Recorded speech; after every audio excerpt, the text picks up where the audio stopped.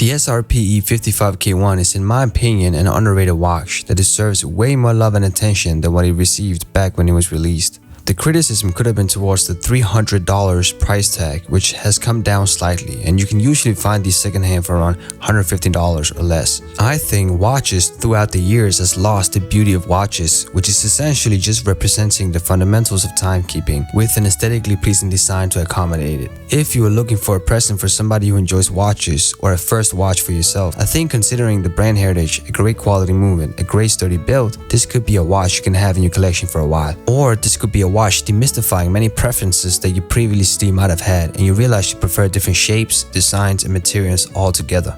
I hope you appreciated this overview.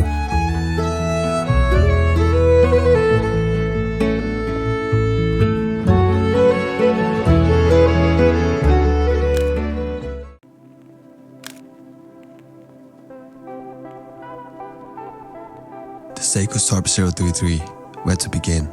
It's a myth. It's the wondrous watch that has traveled from east to the west, strong but elegant, a true legend. A certain limerence lingers over your wrist when you wear it. It's the watch that represents Seiko in its best form, the finest and the best craftsmanship, reliable engine, precise and elegant finishing. It's a watch you buy for the sake of buying, just because it's a watch you want to experience. With all these positive affirmations, I think it's safe to say I'm a fan of the watch. I also think the allure of its discontinuation and how the watch has traveled from a whole different part of the world to our hands is unique and gives you a rare experience. The watch in its purest form is a great watch in itself, with a movement that both hacks and winds. It's reliable and stable, and I feel like no trust issues will occur throughout the time I will be owning this watch. There is not much else I want to add other than it's a watch you safely can buy and either will be truly impressed by or realizing that watches like these are not for you. In my opinion, I think this watch is the best watch Seiko has ever produced. They are in extreme control and they are flexing their muscles and ingenuity with a product that is doing a lot of things right. This could be a first and last watch, or it could be a piece that breathes some air and simplicity into a collection filled with divers and complications. It's fair to say that this watch will be in my collection for a long time, if not always, because I think it represents a lot of what I look for in life. This can't be a one and done watch, but I think a lot of people want to discover what their hearts desire, and in some cases, and fairly so, a lot of people will find this watch boring. But for me, boring has been something I find interesting and intriguing. I think boring allows for you to be more focused on things that should have a big impact in life, such as your sanity, social relations, and mental health. I am not ashamed to admit, but mildly mellow to say that watches have in times had a negative impact in my life. So I find boring and classy watches like these are a godsend. I wish I had known and could have afforded this watch as my first watch and just enjoyed it for a while before my second purchase. It could have made me avoid a lot of antagonizing buying and selling of watches. I guess everything in hindsight is always a bit more simple. In my eyes, this is a true legend, but in your eyes, it might be nothing.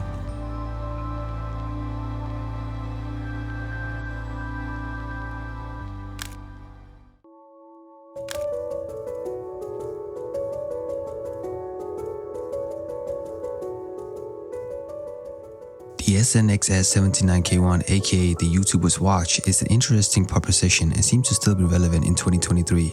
There is many facts on why it will still stay relevant even after all these decades, and maybe even many decades to come.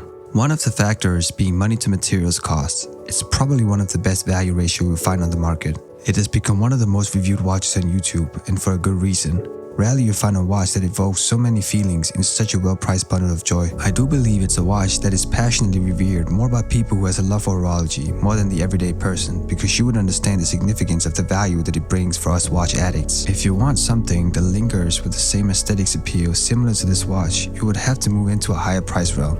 Not every person will recognize the impact this little piece of accessory has imprinted in the watch world. It is not perfect though. The bracelet is of poor quality, the case could be thinner, and there's other small things that makes the price tag evident. It's almost like your first love. You don't understand why, but there's something beautiful, innocent, and unique about the relationship and feelings you created with it, even with all its flaws. This watch is very similar to that sentiment. Even though it's not the best watch of all time, it has a certain charm that compels people to come back to the watch.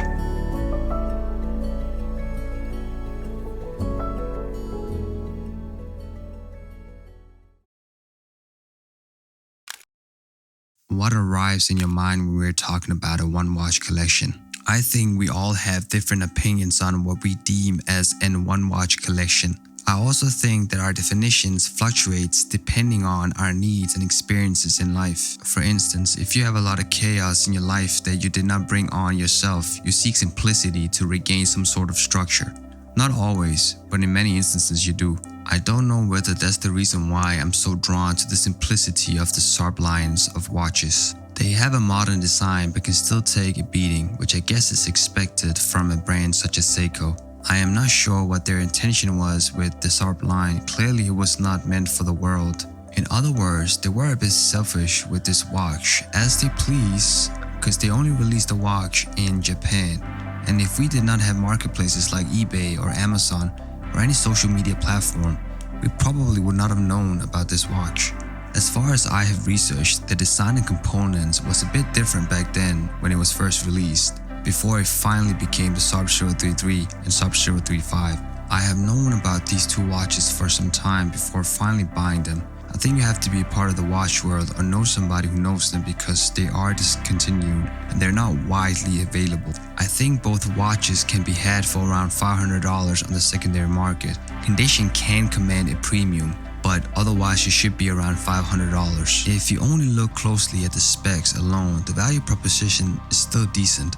It's equipped with a 6R15 movement with 50 hours of power serve, which is better than their 4R35 movement seen in most of their entry-level watches. It's built on steel and it can withstand heavy usage. It has 100 meters of water-resistant rating and is equipped with a sapphire protecting the dial, and I'm assuming some sort of acrylic crystal on the back protecting the movement. So the numbers in the spec sheet is decent and warrants a higher price tag than entry-level models. But the true breadwinner is the dial.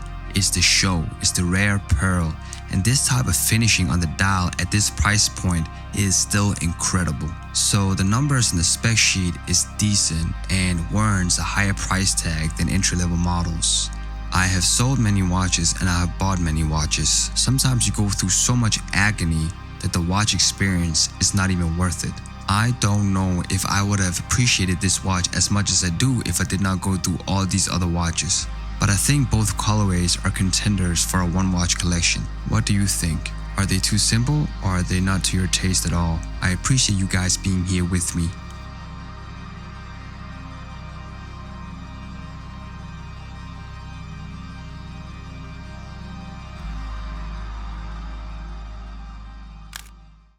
Seiko is probably one of the few brands that produces so many varieties of different watches that are not necessarily known to the public unless you research and scout the market for new releases. Sometimes they end up producing and releasing beautiful watches like these. I love the dial, I love the case finishing, and even the design of the Roman numerals. The hands are made of Sue's creative mind to establish beautiful golden hands that has an elegant vintage design. It's robust with its 100 meters of water rating. The overall build quality is sublime and could be considered a sports watch. Having a watch that interchangeably can work as a sports watch and a dress watch is such an attractive quality. The dial has been painted with a deep black ink color and you can see small hills in the light reflection. It's because of a design technique called Urushi. Everything is utter stunning except one thing, the date window. I think it's executed beautifully where you can see the paint almost spill over to accentuate the date, almost like a waterfall. So nothing bad to say about it there. My problem exists when I ask myself, why would they add a date window on a dial that literally is made to be enjoyed for the dial design craftsmanship only and nothing else? I think they should have taken the approach of a purist here. I simply just don't understand. Why would you put an obstructive design element like a hole into this beautiful painting? I think it ruins the experience for me. On the SRP 033 it makes sense because you want to capture the essence of a modest business aesthetic, but this is a piece of art and should be seen that way. I will make a full review at some point. I just wanted to mention my thoughts regarding this specific point about this watch. Let me know what you think in the comments. Thank you.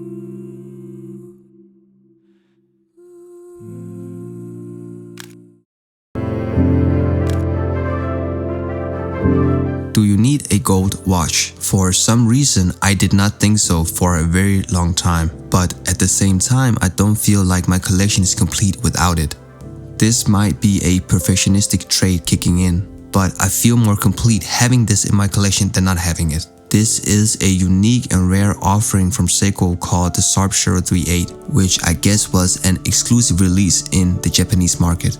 It's actually the first gold watch that I own, not referring to the materials of it being real gold, but the fact that it has a gold case and a beautiful champagne dial.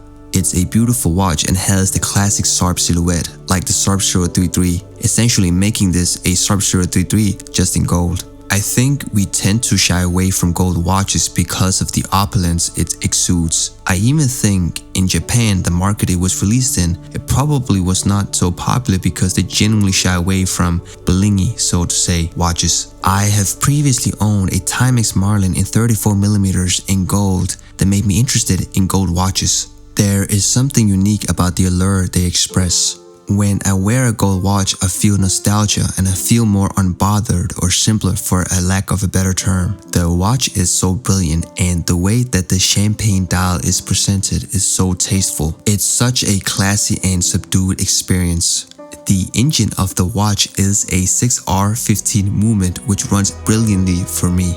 The case finishing is on par with some of the best on the market. It has a 20mm lock width so you can pair it with pretty much any of your favorite straps. Sapphire glass for scratch resistancy so you will always have a beautiful view into the champagne dial. The dial design is taking cues from classic Grand Seiko designs, which is just phenomenal.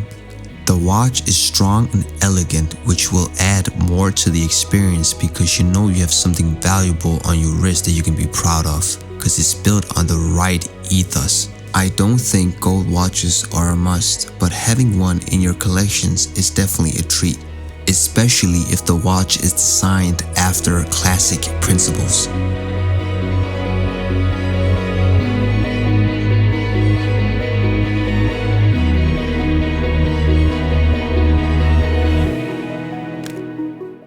The Seiko SRPs are some of my favorite watches, and for a good reason. Even with its price hike, the watches are of great value. The Sapphire 35 has a cream vanilla dial that exudes class and elegance. It's a great alternative to all black and blue watches. I think that the Sapphire 35 is a bit more rarer than the Sapphire 33 and therefore commands a bit more money in the grey market. It has a beautiful, pristine and clean lacquered dial with neatly applied multifaceted hour markers. They are applied and produced in fine precision. You can definitely see the attention to detail. It's one of those watches where you genuinely feel like you're wearing something above the current price point of $500. In other words, I do believe it transcends the current market value when you compare it to the rest of the market. It's built to last and is truly reliable. And I think one of the most underrated watch functions is its reliability. It's one of those watches that is boring yet still exciting. People's opinions towards this colorway can be ambivalent because it's not a typical color for watch. Even though it's extremely classy, and if you want something that is discreet and has a understated look, you will be hard pressed to find anything at this price point with this type of look and excellence. Sometimes I wish I bought this watch as one of my first watches, so I didn't have to go through a process of wasting a lot of time and money to figure out that I actually just like a watch like this. Sometimes all you need is simple, and the colorway is still elegant. It goes with pretty much anything. So it's a great watch as a beginner's watch, but also for longevity. It goes with everything and you will be very happy with this watch. I genuinely believe that. It has a 3Hz Seiko 6R15 movement with 50 hours of power reserve, so you can skip a day without wearing the watch and it will still be running. It's one of those watches that breathes simplicity into your collection. And let's be honest, a lot of people have a lot of watches, and I think for a lot of us, we don't necessarily know exactly what we want, but simplicity is always timeless. So one of these watches could be a nice addition in your collection. It's rugged, it's designed well, it's neoclassical sizing with this 38mm dial. This can be a one-watch collection or blend very well into your already established collection. I appreciate y'all watching. Thank you.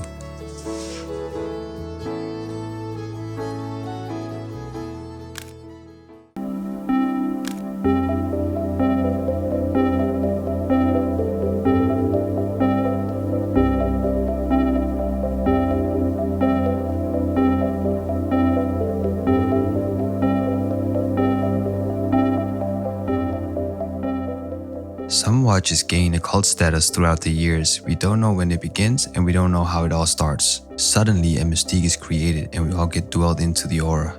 The 79K1 is one such watch that throughout the years has been made into a very famous watch, partially because of the value proposition, but also the online community reporting it so widely. Sometimes when I wear the watch, I do understand the mystique and wonder. Other times, I just wonder, is this truly a watch that should be revered as much as it has been? The beauty of the dial is striking, but pretty much everything else except the dial falls short. But sometimes we excuse this scenario if something about the watch is so striking and rare. I think it's a combination of price and beauty that helps elevate the watch for a more passionate appreciation. It's reachable for the everyday man and nobody's pretentious wearing the watch. It's purely out of love and desire, and I think watches like these give us something unique and special to experience that we otherwise had to spend a lot more for. Is this the greatest watch of all time? No. Is this the best watch of all time? Heck no. Is it the best value for money in today's market? Honestly, probably not either. There's many micro brands out there that rival us with such ferocity in terms of value. If you can see past the shortcomings of this watch, I think this watch can be considered a bit of an icon. I appreciate y'all. Thanks for watching.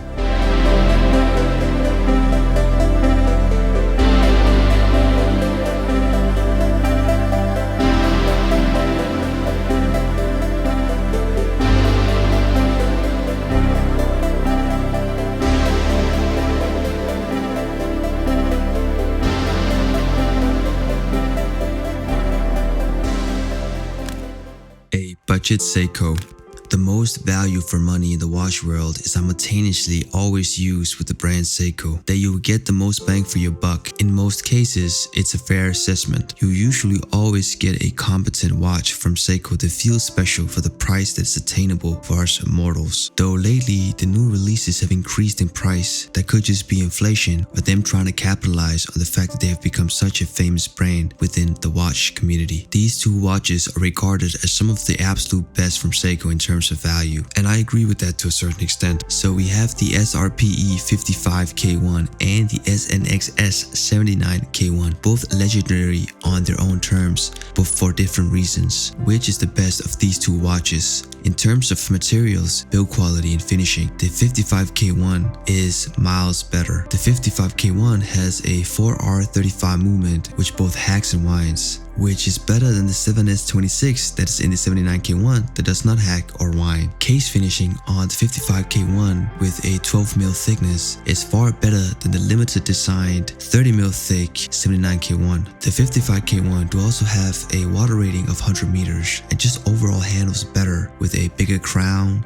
overall better feel. And the bracelet, don't even worry about the 79K1, it's not that great at all. Though the dial design, especially the dial window, is done way better on the 79K1. I just love the sunburst gray finish and the rectangular applied indices a bit more than the diver design of the 55K1. The 55K1 can be had for around $200 on the used market, and the 79K1 can be had for a little over $100. I think both watches are great starter watches. The problem is you never just stop at one. Suddenly you want to collect and have all the colors. If you only want one watch and only one watch to use, I think that the 55K1 is much more suited for that job, since the bracelet, movement, case finishing all erupts to a fine experience. Thank you. A great Seiko. There is many of those, but this one especially is unique, mainly for its proprietary method of creating the dial, which is called Urushi. Usually a production technique introduced in a lot more expensive watches, yet still introduced in this beautiful package, which can be had on the secondary market under $1,000 because of its discontinuation. Its design is unique and it exudes elegancy, and it's still rugged and sturdy at the same time. The dial is filled with this beautiful ink black dial where you can get a glimpse of slightly waviness to the dial because of the Urushi technique, where the paint is applied in a way where the pencil is touching the dial in a special way. The indices are Roman numerals. I usually prefer Arabian numerals. I think that would have worked better here as well, but the Roman numerals have a certain elegance to it, I can admit. This should be considered a dress watch, but properties of the watch, if you think about it, the build, the materials like sapphire and having a high water rating of 100 meters, the sturdy case finishing, and it has a decent heft of 12 millimeters in depth and a 6R15 automatic movement. I think the watch can be interchanged with a sports watch if you fit the watch with a bracelet. This is definitely one of the most unique designs I have ever seen for a Seiko watch, and I think it's one of the best in terms of dial design. I do have some gripes about the watch, but I will let that simmer in another time when I make a full review of the watch. I am so in awe of the dial and the overall watch and specs. The 40.5 mil is rather on the bigger side if we consider this as a dress watch. I do have an 8-inch wrist, so I'm not necessarily bothered by it too much. I love the high polished finish on the casing as well. The watch is alluring and captivating, yet still imposes a modern industrial design, which is actually more of a Bauhaus aesthetic, which you necessarily don't see Seiko utilizing as much. This is a full-on classy watch, and it resembles some Grand Seiko design aesthetics. Sometimes getting these types of design at a price point that is reasonably attainable is hard. This could be a one and done watch. I really appreciate you, and I hope you are all doing well out there.